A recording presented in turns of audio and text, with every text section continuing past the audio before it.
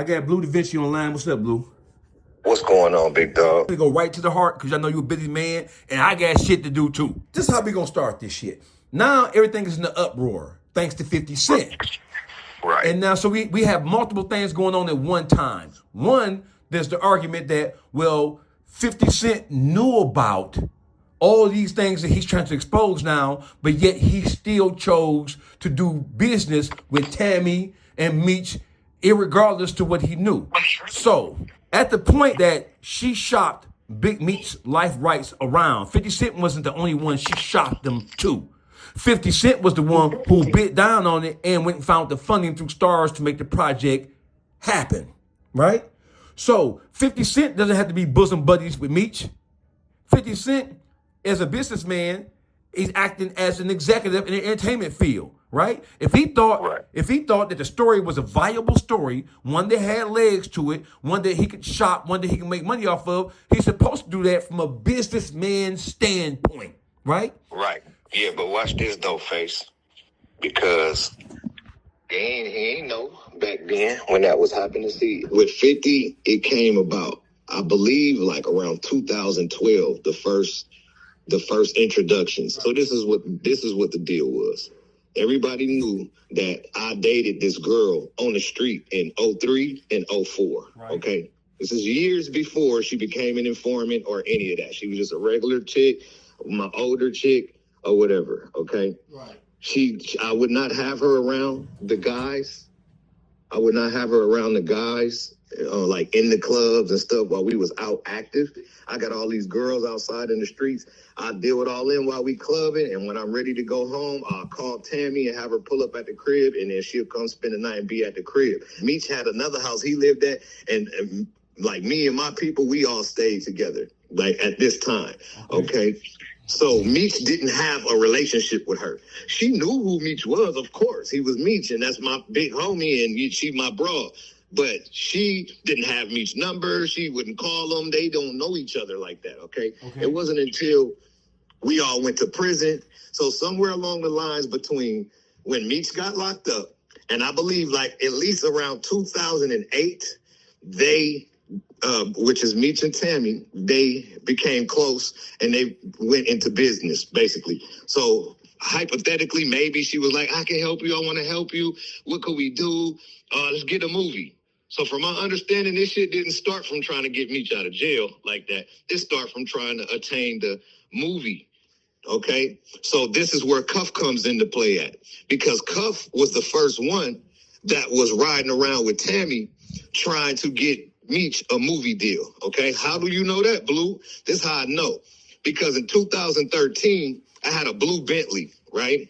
And Cuff would come to Atlanta, and I would let him hold the Bentley so he could ride around because I knew he was trying to attract a deal for Meech. So, you know, he needed to look good and all that. So he'd take the Bent, boom, boom, going to do it. What I didn't know is that he was going to pick up Tammy in my Bentley and ride around and go meet people to talk about Meech's situation. Now, in turn, he ended up landing a $25 million deal for Meech. Don't know. Cuff is the first, and Cuff don't even really be saying it like that. He's more on the illegal part than this legal part.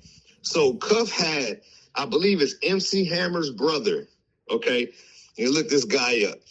He secured through him a $25 million for Meech's project. Was the first money that I ever seen come to the table for Meech's project, okay?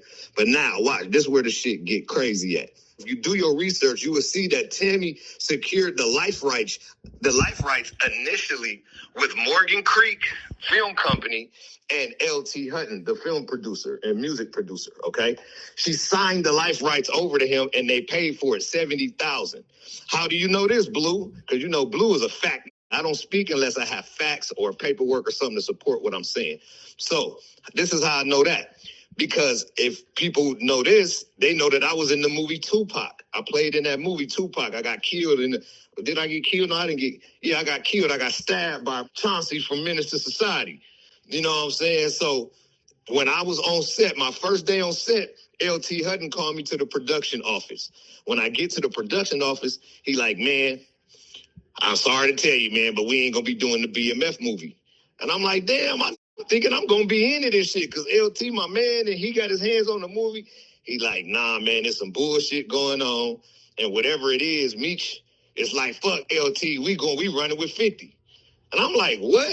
And he like, so, well, they were losing their life rights, and Afeni Shakur, before she passed, bless her soul, was threatening to take the life rights back and produce the movie on her own.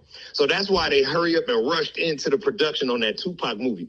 Like, didn't even know that the movie was getting filmed, and one day they just start saying, oh, we filming a Tupac movie, and then it just came out. It happened real quick because they had to rush it. Well, when they rushed it, the Jew that was at the table with him didn't have his $15 million to put in with the film company. So what did they have to do? They had to cut him out, and they had to go find somebody else to put the movie in, to put the money in. But when they cut him out, Tammy and him and Morgan Creek, LT Helton was already at the table trying to get the BMF shit done. So what they did was said, and don't got to worry about Morgan Creek. We gonna run with with 50, because 50 had a deal with the Jew. Okay, so 50 and the Jew was partners. The Jew was trying to be partners with was partners again with LT Hutton and Morgan Creek. Once LT Hutton and Morgan Creek cut the Jew out of Tupac, the Jew and Tammy figured they're gonna just take the shit to 50. How could they take it to 50 without it being illegal? Okay, because they had already sold the life right. Okay, this is how. Meech then motherfucking called, then threatened. Oh, if LT got a problem, tell him get at me. He did one of them moves. So LT was like, bro, I ain't even with none of that shit. It's 1,000 gangsters I could do movies on, bro. I'm just leaving that shit alone. I was just telling you we ain't doing the movie no more. Okay. So now you got Tammy, the Jew, and 50, and they got their hands on the movie. But when it started going official, I was with Birdman. I think it was like 2017 or 2018. Because it was after me and Meech stopped talking, and I was with Birdman every day. I'm in Beverly Hills with Birdman, and I seen the shit come on, went viral, that 50 Cent had the movie, and I did a post. And people could look this post up. I was like, it don't matter who do the movie. It's only one way to tell the story, blah, blah, blah. Thought I was coming at 50. I wasn't. I was just making a point. You know what I'm saying? So that was like 2018. Now, this where the shit get crazy at. We know from paperwork, 2010, the investigation with Meech started, right? Right. 2009, Tammy Cowens became a government informant, right? Right. Because the paperwork says when CS1 became a government informant, she was and had been a longtime friend of Demetrius Flannery. Right. Okay, so they was already cool, and they had already been friends for a long time, is what the paperwork is saying. But she wasn't no informant yet. She didn't become an informant until 2009. Some people be like, "Oh, Blue, they said that was your girl. She was a rat when she was your girl." No, the fuck she wasn't. She was regular. She didn't become an informant until 2009. I fucked with her in 2003. That's important. Barely a little bit of 2004. That's important. That was 5 6.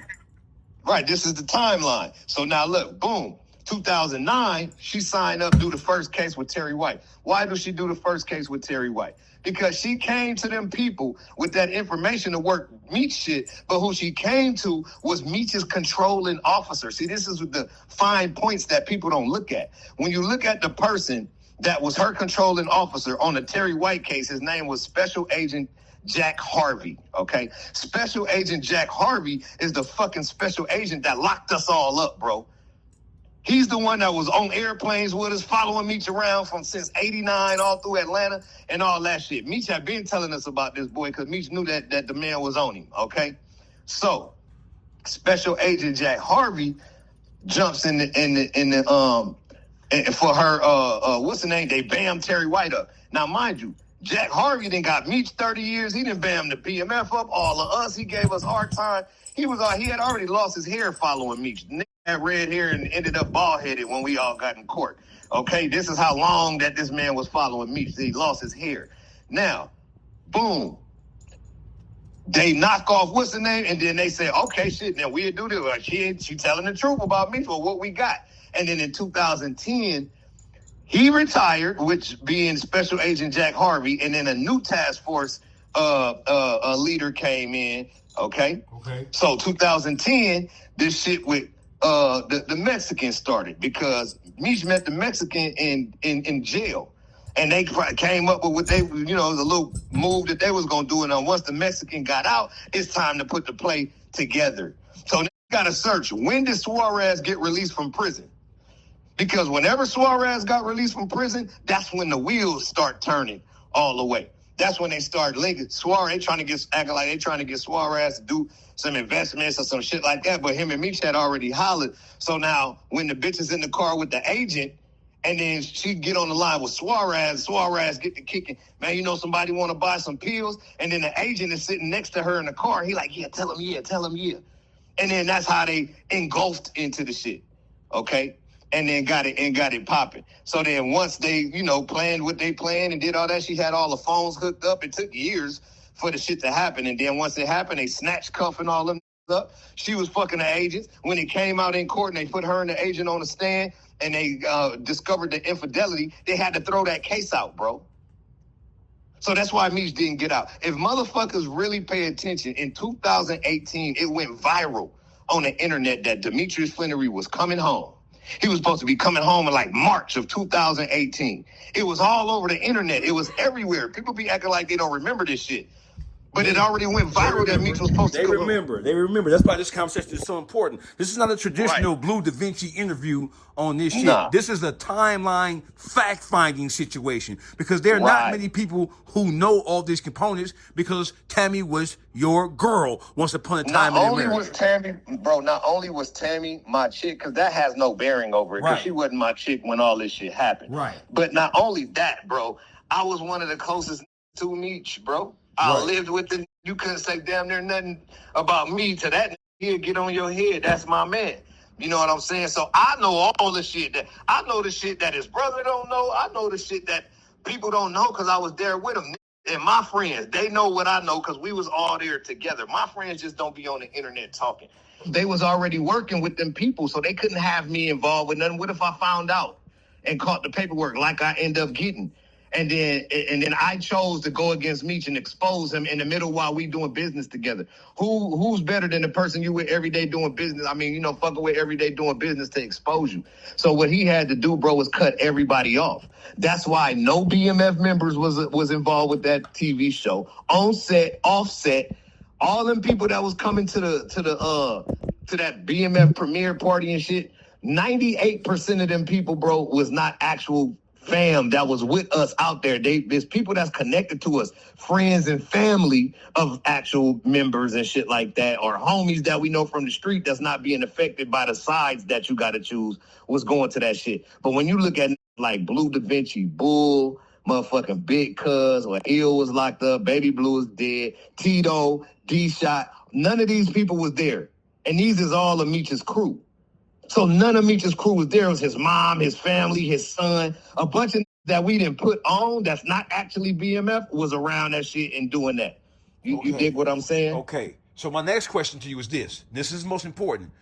What year did you have a conversation, as you previously reported and told it in other interviews? What year did you inform Big Meech that Tammy Collins was a snitch? 2017. So in 2017, I was on the phone with dude. This is the last time I ever heard his voice personally, okay? We on the phone, regular conversation, big homie, little homie shit. We just talking. And I have my man Tone with me over there, another dude. He from New York. He from BMF too. And he was like, man, ask me what's up with the TV show shit. And I was like, oh, yeah, bro, what's up with that TV show shit? He like, oh, we doing it. He like 50 doing it. He like, y'all don't be saying shit to 50. You get to had a, bothered and don't do the shit. He like, but I got to wait to holler at Tammy to see where we actually at with the paperwork. And when he's mentioned her name, see, I had been talking to him and I had the paperwork, but he was on a jail phone for a long time, so I wasn't mentioning nothing. You feel me? He didn't have no private phone, so he was on the regular jail phone that's being recorded, so I wouldn't bring none of the shit up. But when he mentioned her name, I automatically just was like, bro, you ain't heard what's going on with her, but she got your name fucked up in all this paperwork. And he was like, man, I heard some shit, but whatever it is, it ain't got shit to do with me. Stop right there. Stop right there. Right there. Right there. Right.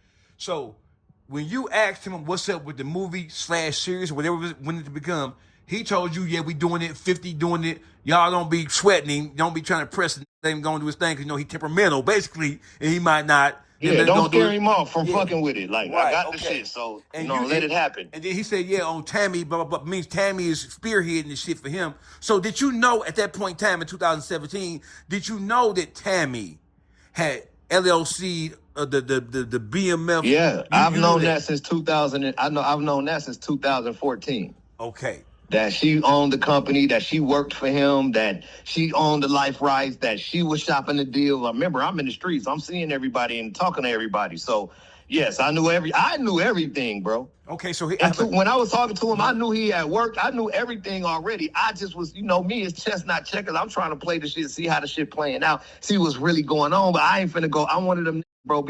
I want to have all the information before I make a move, bro. What year did she launch the conspiracy with the DEA agent to bang Cuffy? What year? 2010. 2010. The year after they gave Terry White the time. Oh. So 2010 is when they started the Big Meech investigation. Okay, so my next question is, was Cuffy a beloved member of BMF? Magic, Cuffy's brother, was actually the beloved member of BMF. Now, Cuffy would have been a beloved member of BMF as well, but he was in prison. So while we was on the street doing all that shit, Cuff was in jail. Or right before went to jail or whatever, Cuff got out. You see the picture with Cuff and Meech in the Rolls Royce. Right. So the Rolls Royce it was 2004, okay? Because that's when he had that Rolls Royce down here in Miami. 2004, Cuff was out. Okay, I don't know exactly what year he got out, but I know in 2004 he was around us. And of course, he's going to be considered to be BMF. Was he claiming BMF? No. I've never seen Cuff in my life say he's from BMF, ever. Ever, ever, ever. I don't think he'll say that shit to you. Okay, but in consideration, he's one of the first when Meech came up that was involved with getting that paper together. You know what I'm saying? Or helping me or doing whatever he did to bring that money to the table, okay? So in all consideration, at the end of the day, yes, he would be considered to be BMF. But you got to remember something. BMF was never something that was supposed to be marketed. It's not supposed to be an urban household name. BMF was a fucking an illegal situation, okay? It wasn't until Meech and his brother separated and Meech brought me to Atlanta, and I started bringing all my friends from L.A. to Atlanta, and he made his own crew outside of him and his brother. Then we started calling that crew BMF Entertainment because it was supposed to be the record label and not no drug team or no illegal shit. So now my record label was BMF Entertainment. When I first signed to Meech and T, bro, their company was called Stomping Ground Entertainment.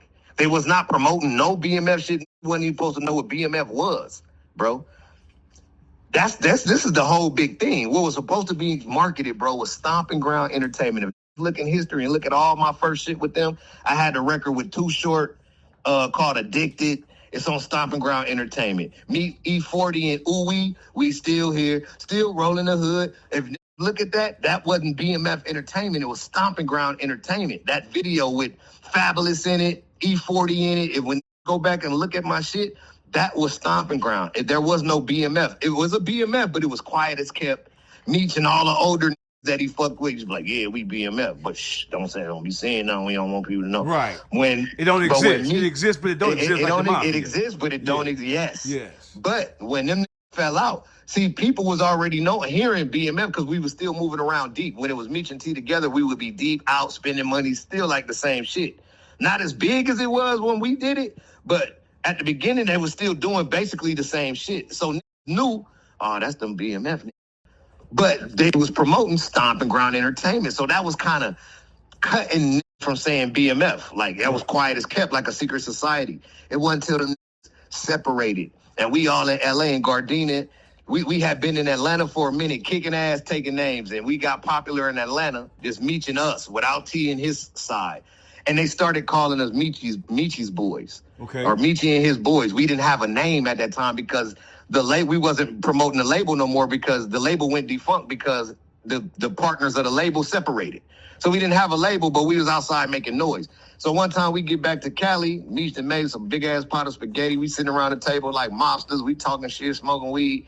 And Meech like, man, boo, you got to come up with the label. We're going to have to start the label. You just going to have to do it on your own. Don't put my name in it. The people don't come fuck it up, but we got to come with some. And then my cousin Bull was like, shit, be saying that BMF shit, we might as well just run with BMF and throw it up like this, and made the sign, the gang sign with his fingers, okay? Right. That's how the shit came alive. And then Meech was like, all right, Blue, go get the shit done. Go get it legal. Don't put my name on this shit so we can have everything legal, and then we just gonna rock with the BMF shit. But it's going, and I was like, but it ain't gonna be Black Mafia Family that I'm doing, bro. It's gonna just be BMF Entertainment Incorporated, so we can leave the acronym up to imagination. My name is Barima McKnight. It can mean Barima McKnight Family. Meech was like, I'm Big Meech. It's gonna mean Big Meech Family. We was all laughing and shit, and then I went and did the label. And that's how our BMF Entertainment label officially started. Okay. And we went back to Atlanta and turned it all the way up. Okay. That's where the BMF shit comes from. So, Tammy Cowan, she started her own company in what year? BMF? What 2008. Year? 2008. Okay, what year did they launch the plan again to knock Cuffy down? See, I believe that whole time, even when they knocked off Terry White, the intention wasn't to knock off Terry White. It was always to get Meech out. Okay? But I believe, now this is just from my belief of just looking at the string of events. I believe that when she went to Special Agent Jack Harvey wasn't going. He was like, man, Meech ain't finna do that. I've been following this for years. Hell nah, Meech ain't finna do that. No. And then you got to show me, y'all got to prove it. And then that's why Terry White got laid out. She laid Terry White out because she had the information on him, and she's proven to the government that she's going to be an informant and do what she got to do. And once they did Terry White and they awarded her that money, they went right into the Big Meech shit. So whenever that was, when I talked to him about the shit, when he mentioned it to me and I said it to him, that's when he knew that I knew. But I've been knew. I had the paperwork since 2014. Mm-hmm. Okay? The first paperwork I seen had Meech named a co-conspirator, bro. He was listed number one in the indictment. Number one in the indictment for who? Terry White? Or on the cuff? No, he never been on the case for Terry White, bro. That had nothing to do with Meech. Nothing at all. That was just her proving that she was going to do it for the government. Right. That's all Terry White was. It was just, all right, show us that you for real. All right, here go Terry White. Bam! Slammed his ass. Oh, shit, she for real. All right, then what you say about Meech and them? Right. And then they went on with the Meech shit, okay? I caught the paperwork in 14. So now I'm like, damn, but mind you, I'm still, when Meech wasn't in the hole, because you got to remember, this is the only I know in federal history that ain't stabbed no and been in the hole for 80% of his prison bid, bro. Go to the hole for a couple months and then be back on the yard, or you know what I'm saying, whatever. If they too bad, keep fighting, keep fucking up, they'll send you to another yard. Okay, maybe once. You know what I'm saying? But you got to be a fucking gladiator, man. You got to be causing all the problems in the prison, bro, to get handled like that. So for a long time, we wasn't able to talk to him for long stints of time because they had him in the hole while this investigation was going. And then 17, though, is when he mentioned her name, is when I exposed that I knew about the paperwork. And once I exposed that I knew about the paperwork, he cut me off. So he never spoke to me again. So I had his son. Watch this. Hold on. Let me just land this part. Right. I had his son, after I told him about that in 17. Lil Meech was still like my nephew at the time. So he would be coming to my house and shit after school sometime and shit, just kicking the G or whatever, right? So I called Mimi to my house. We call him Mimi. I called Mimi to my house. I'm like, look, bro, this paperwork. I went over it with him. I showed him what Tammy was saying. Whoa. So you telling me you showed Little Meech the paperwork? Little Meech, he was like 17 before he graduated high school. I knew through Meech's girl at the time, her name was Big Meech Wifey. And I knew that Lil Meech was finna go on a visit in like 3 weeks to go see his daddy. So I called him to my house to give him the paperwork. I texted the paperwork to his phone so he'd have it in his phone. And then I went through it with him and read out the important parts. I had him highlighted, read out the important parts. Like, look, this is what it's saying. This is going on. I just want to make sure your daddy know, even though I'm pretty sure he know. It's this far along in the case, his name all in this shit, he know. But I want to make sure, because I don't know for sure what he know, that your daddy know. Because at that time, I'm still pro Meech. This is my man. You feel me? So I'm on Meech's side at the time to a certain extent because the paperwork was reading like what everybody be trying to say. Oh, it was the girl that did it against Meech. It wasn't Meech, it was her. It was her. So I'm like, if it was her, let me make sure this no. So once I told Lil Meech that shit, bro, 3 weeks later, that Went on the visit to his daddy. A week after that, I get the first call from Dewey from Detroit. And he like, hey, man, what's up with this Mimi, man? And Manissa, his sister, Meech's daughter. They running around the whole D telling everybody they daddy said you a rat. You ain't no good. You ain't from BMF no more. Like, what the fuck is up with this? Now, mind you, Dewey is the that I start doing all the parties with in Detroit when I came home, okay? But before we start doing them parties, he was Meech's man, you know what I'm saying, on the phone with Meech every day, okay? So he asked Meech, man, what's up with Blue, man? I'm trying to start doing these parties. Meech, man, that's bro. That's like my son, man. Hell yeah, do that shit. Get that shit done. He just coming home. Hell yeah, turn it up. We done did a series of parties for 4 years in Detroit, okay? So when he started hearing that Mimi was telling everybody in Detroit that his daddy said that I was a rat, he like, man, hold up, bro. What the fuck going on? Like, that ain't cool. He called me like, bro, now this shit ain't cool. Because I got a personal relationship with the man and not no different. So what the fuck, is something going on? And I told him, I'm like, yep, I told that I had that paperwork, bro, and now they going against me. So that's how it started. It started way back then, before the show even aired. In like 2017, 18, motherfuckers in the D start, oh, Blue a rat. I'm like, all right, I'm sitting back. I'm like, all right, bet, I see how they moving. So I just let it play out because I had to sit there and see what everybody was doing and what everybody was saying. So it took me a while to collect all of the information.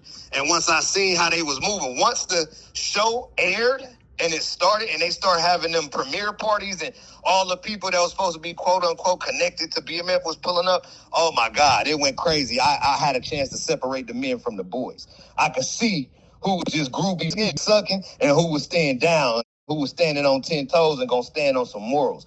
And it was only like a handful of that didn't try to go fuck with them that I know. Everybody else went and tried, and them had paperwork, already knew he was hot and all that shit. You know what I'm saying?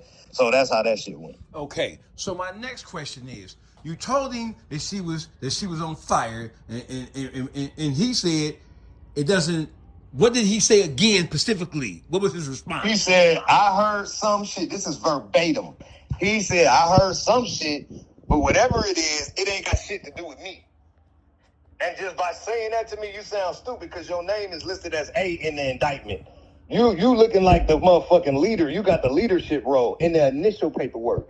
See, this paper, that motion that's out, them 32 pages that everybody be reading that tell the whole story. It don't tell the part that Meech was at the beginning, that Meech was locked up as conspirator A because he's on the side of the government. They pulled him from out the trouble part of the case. He never got charged with them. So you mean to tell me that everybody know that Meech set up this play, even, let's just say hypothetically, he didn't have nothing to do with setting the people up, right? All he wanted to do was run a play and told her, and she did it on her own, right? Mm-hmm.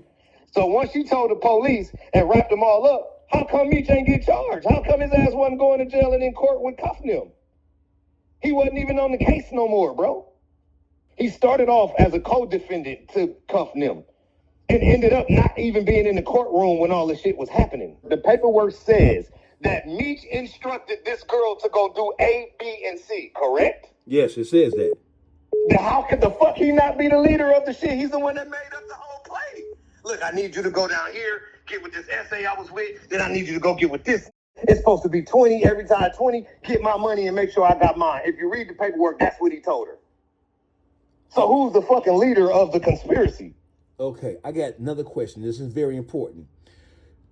Once the indictment came down, with Cuffy being the principal figure in the indictment, in relationship to what Tammy Collins had laid down, did Cuffy ever bring this situation to Meech's attention? And if so, when?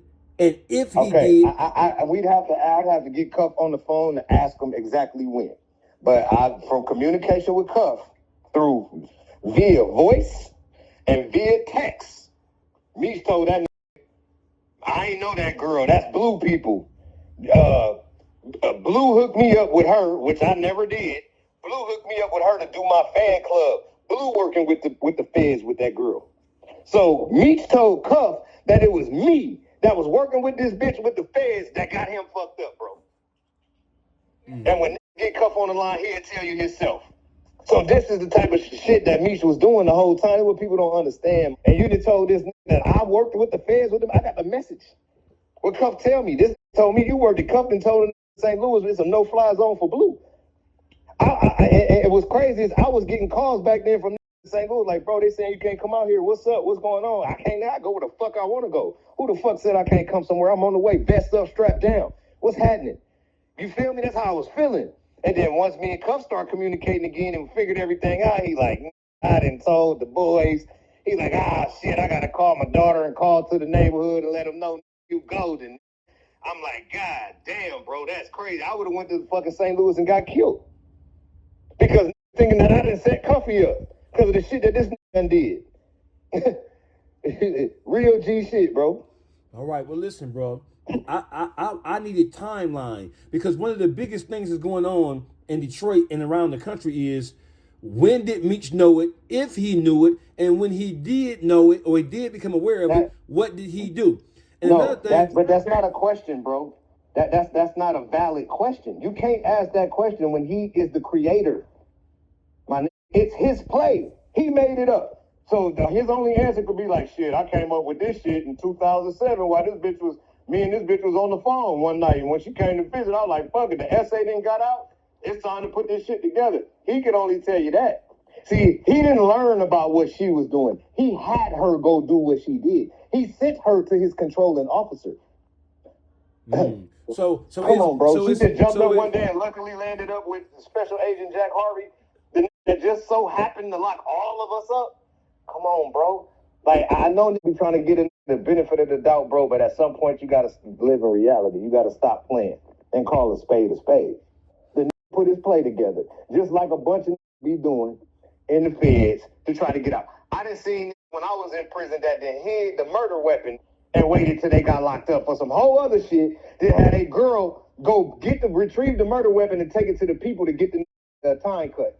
So play all these kind of scandalous ass games. The thing about Meech is he had to try to do it and save face. He tried to do it to where nobody knew. Then he tried to use this bitch as a scapegoat, knowing that. And then once the shit came out and she tried to go to him like, bro, they everybody know, people was knowing, he gonna try to tell her, leave my name out that shit. When he said that, the investigation had already been going on for some years, bro, for a couple years. I don't know all what they had going on, but it was a lot. And it had lasted for a long time, and it was quiet as kept. Nobody knew it. This was shopping a whole movie deal, but the movie deal was saying keep anybody that's actually associated with BMF away from the whole production. So that's why nobody never seen on set with 50 and Lil Meech. It wasn't no bull. Even if Meech had a beef with me, he ain't had no beef with Bull. He ain't had no beef with Big Cuz. He ain't had no beef with D-Shot. He ain't had no beef with Tito. He ain't had no beef with none of these that was out and on the street. Why none of these was on set? Because he couldn't afford to chance it. That if one of these real knew what was going on, and blow the whole shit up from the inside, so he kept everybody out. So do you think that 50 Cent really launched this attack against Meech because he was mad about 50 Cent making the video with Rick Ross, taking the picture and calling him the biggest? You think that's really what set 50 off? No, I think that is a part of it. That fuels the fire. But no. See, if really followed this shit, they would see that in 2021 when I start releasing all of this information, I started posting to my Instagram page directly atting 50, saying, hey, bro, did you know before or after you did the deal with Tammy that she was a government informant? And I made posts, I put the paperwork up, I was atting them and all that, right? So now the people on my page, my fans on my page was like, damn, 50, why you ain't responding? You had all that shit to say to Jeezy, because this was a little while after, remember, he was coming at Jeezy when he was talking about the shit, and he was like, yeah, Jeezy, me say he want his money, and all of this shit he was talking about, right? Right. Right after that was happening, and I was making my post, the people on my page was like, yeah, Fifth, what's up? Why you ain't responding back to Blue? Like, damn, like, what's going on? Like, you feel me? And then, like, 2 days later, my page was hacked, okay? But I've been telling that 50 since 21, since the show first aired, what was going on. So he knew, bro. He knew. He might didn't know for sure and had to go do some more due diligence to find out. But I feel, and I don't know for a fact, y'all, so don't quote me again, but I feel personally like he knew. And then once dude took that picture, Like, he knew at least from 21 when I was saying it. He might didn't know from why they was producing it when he first met him and all that because it was quiet as kept. But at least in 21 he knew, and I feel like he was already looking for an out. Because if you look at Little Meech and 50 Cent relationship post 2021, it ain't never been the same. Like, especially once Meech start doing all the dumb shit and getting caught with the gun at the airport telling and doing all that other shit he was doing, all that bitches saying he stank in the strip club everywhere. Just all the bad media. I don't think 50 was fucking with none of that either. And then to me, this is a personal opinion, it just looked like 50 kind of separated himself from that. No, he wasn't posting shit about the TV show no more. You feel me? It was a bunch of other shit on his page and shit like that. Hey, look, Meech, get some Mitchum, bro. Mitchum. You're right, when I used to work in the trap, I used to be up 3 days straight, no shower, doing my shit back when I was 16, 17 years old, and I used to use Mitchum. And you won't stink, you won't sweat. You got 3 days before you got to take you a shower. Yeah, for you start smacking a baby body. But the obvious question is, all the rumors and all the insinuation and all of the exposing Meech for what happened and what took place with the Tammy and Cuffy, this shit has been going on for years. Why did it take 50 Cent to expose it before who's supposed to be in a position to know better to start raising their ears and raising their eyebrows like, what the fuck? Why did it take that? Because we in 2025, bro. We are in an information age, and there's no respect for word no more. It's only respect for popularity. That's why. So if you're not popular and everybody listening to every post you saying and rooting for you and shit, then your word ain't really valid until somebody like that stamps it. So now, what do I get? Man, everybody, my bad, Blue, I was calling you a rat. It really wasn't never no paperwork, and I could really see what was going on now. You know what I'm saying? At the end of the day, bro, I never was here to do nothing but set the record straight as it pertained to me and Meech in that situation. So the narrative at that point was, oh, man, Bleu Davinci told. Oh, well, who he told on? Well, he didn't really tell on nobody, but he did a debriefing. Well, he did a debriefing. Hold on, but they say that at the debriefing, did no information come to the government. So what's up with that? What happened? Who locked up? Who got the time? Who he put under the gun in the debriefing is what I want to know. But there ain't no information valid for that because I had no information, bro. All these rat ass had already told the whole story a year before I even got locked up. It was nothing for me to say when I got there anyway. But yep, whatever y'all said I did. Show me my bunk. Let me get my first offenders. This is my first time going to prison, bitch. I want everything that's coming to me on what I could get. No telling, no none of that. Then like, oh, well, he got a downward departure. You fuck, bro. The only way you could get a downward departure is if you have been sentenced. So if I'm sentenced to 10 years and then something go on, then I could get a downward departure from my already set sentence, bro. No. I got a immediate role reduction at sentencing. Before a sentence was imposed on me, my attorney said, hey, man, all the people that made the statements that told on all these co-defendants, which I got 13 co-defendants, if people didn't know, it's not me on the case by myself. All the statements is concurrent. They all the same. So all these got minor roles, but they holding me at an average role. Okay, it's unconstitutional. And my lawyer knew it the whole time I was being held for the whole 2.5 years. And he said, I ain't gonna say nothing so they could try to put some kind of motion in and stop it and fight it. I'm gonna wait until we at sentencing. And I'm gonna pop it up on them. And I'm gonna call for an immediate role reduction. So that's something that has to happen right now. And the judge got to look at it. And when he called for it, she looked at it and she said, I don't see why not. They called for a recess. The government called for a recess because I was in the right. And the judge knew I was in the right. And then the people came back and tried to enhance me a 924G, a felon with a firearm and a commission of a felony. But the judge wasn't stupid. She was like, okay, well, what guns was found at Mr. McKnight's house? And then my attorney could stand up and say, well, Mr. McKnight's house was never raided. And the judge was like, what do you mean Mr. McKnight's house was never raided? You mean to tell me you got William Doc Marshall telling you that he's seen hundreds of kilograms of cocaine coming to 5 addresses and y'all only raided 4 addresses and didn't raid the 5th one? She's like, nope, there's been backdated statements. She said, no 924G, I'm going to award Mr. McKnight the minor role reduction. So now on my federal guidelines, my shit dropped. On the guidelines, that's pre-sentencing. That's what you charged with. So watch this, watch this, Blue. Why haven't we heard from J-Bo? Why haven't we heard from Calico? We have heard from J-Bo. No, J-Bo said he the paperwork. No. Oh yeah. If you the paperwork and you that if your role in BMF is that serious, and if you are that much of a powerful player, and if you are that knowledgeable, how can you go all these years hearing this shit and not investigate this shit? And why isn't J-Bo saying nothing right now? Niggas is with that shit, bro. J-Bo is soft as a hot bowl of ice cream. He ain't like that for real, bro. Any nigga that'll even get up there and say some shit like, oh, I don't need no paperwork, I'm the paperwork. You know he ain't no gangster.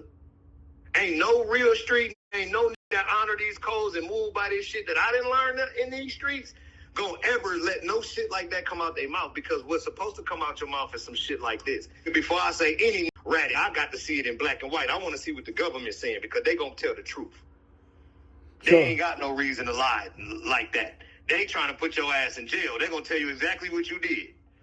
Period. My last question. You know what I'm saying? My last question. At the beginning, listen, bro, at the beginning of this shit, I told this J Diggs, I said, bro, they took me to a debriefing meeting today, right? As soon as I said that went off on, you ain't supposed to debrief, that's ratting, and blah, blah, blah. Hung up in my face and called Meech and told me, this Blue debrief.